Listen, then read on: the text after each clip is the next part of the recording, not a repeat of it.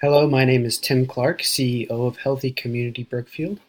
This is the 5-year strategic plan for Healthy Community Brookfield. Today we are presenting to the Board of Directors and we're outlining the goals and vision for the next 5 years of HCB. Just a brief overview of Healthy Community Brookfield. Originally, it was a visiting nurse agency known as the VNA, and then in 1988 it became a standalone nonprofit. It provides general public health services and programs.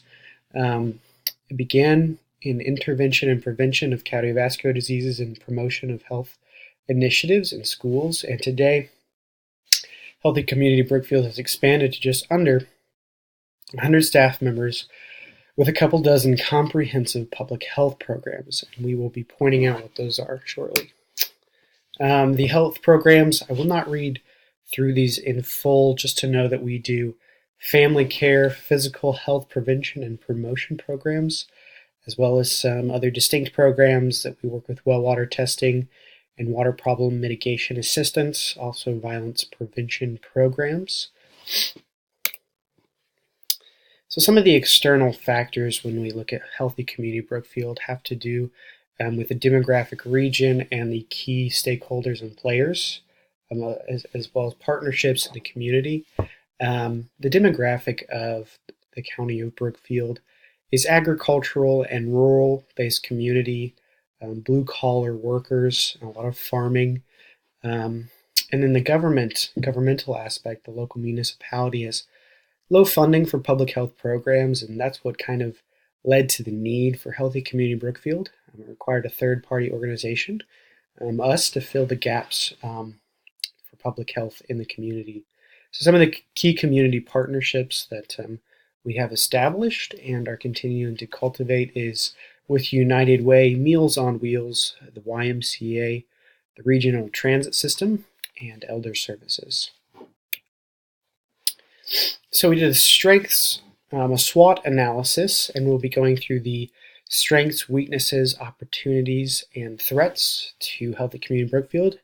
We will start with the strengths. So some of the strengths indicated in the SWOT analysis was there was a large amount of programs and staff that allow for internal creativity and flexibility in the care areas that HCB addresses. We have a lot of people with a lot of multifaceted experiences with a lot of potential for growth and expansion. We also have multifaceted programs that address a myriad of needs in the community. Like I said earlier, the community couldn't afford to pay for these public health services on our own, so us as an individual nonprofit had to come and fill those gaps. HCB has been noted as generally a good place to work by its employees. And there are a wide variety of staff members who have interdisciplinary experience, like I mentioned before. And the staff and board of directors, you all, are noted as hardworking, dedicated, and knowledgeable. So we have a good crew of staff that like working here and have a lot of different experiences. So some of our weaknesses and threats are important to understand and to utilize these to move forward so we can grow and learn from our different weaknesses.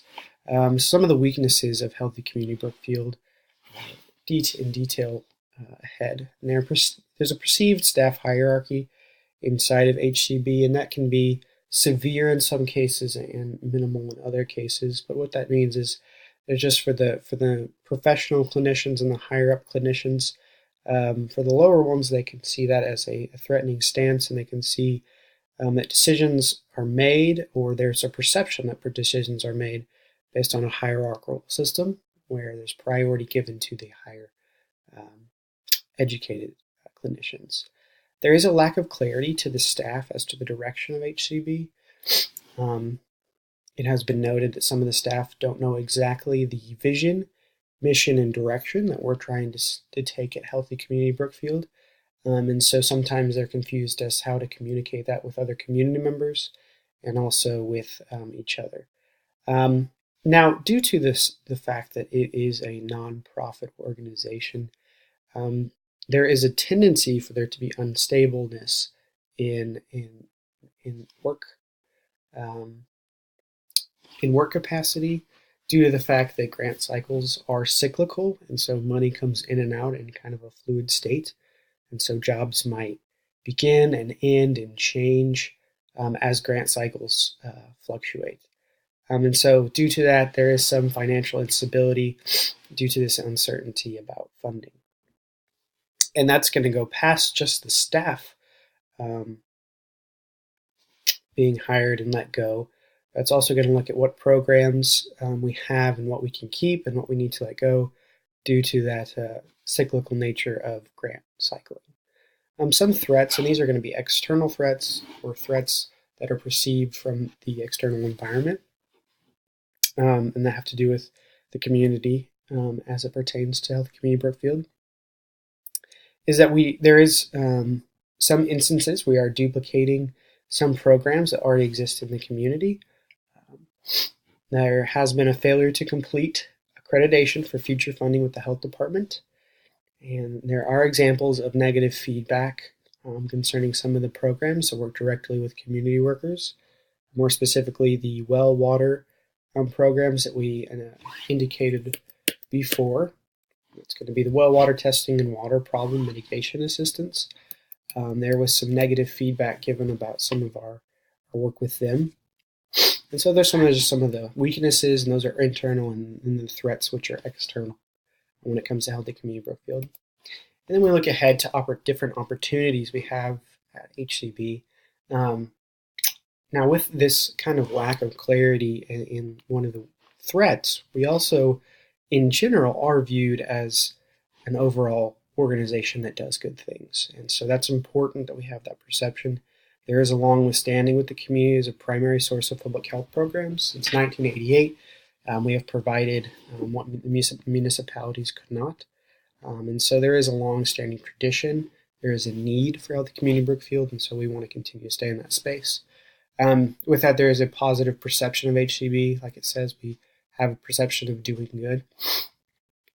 And with that long-standing partnership, we have a lot of different interdisciplinary organizations that can be built on and molded to be more effective. So that's some opportunities that we have moving forward.